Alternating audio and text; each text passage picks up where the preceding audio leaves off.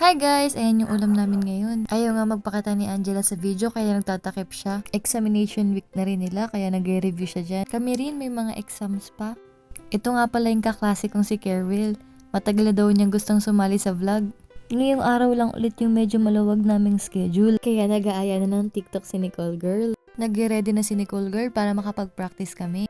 Last weekend pala nagkaroon kami ng online exam, as in online midterm exam. Nung nalaman na namin yung mga result, ayaw na namin mag-exam ulit ng online. Gusto mo mag-online na naman ng quiz, masisiro na naman ako. Magkakaroon na naman ako ng tuna score, mabagsak ako. Uy, wala kaming pera pang ulit-ulit.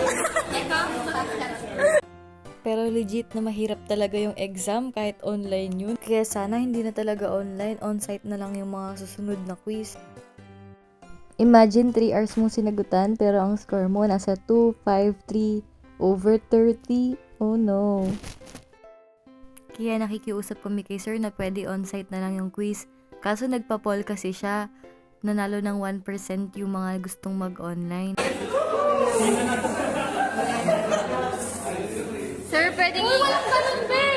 Sir, pwedeng hindi online? Sir, hindi ka lang online. Ay, maniwala sa ganyan, sir. Ayoko ng online. Nakakaaliw talaga lagi si Nicole Girl. Siya yung happy pill sa grupo kasi nakakatawa lagi yung mga reaction niya. Ito guys, to be continued na lang to. Ito nga pala yung magpa-practice na kami para sa TikTok at diretso TikTok na rin dahil vacant naman habang wala pang teacher. So ayan, gumagawa kami ng paraan kung saan nga kami pupwesto.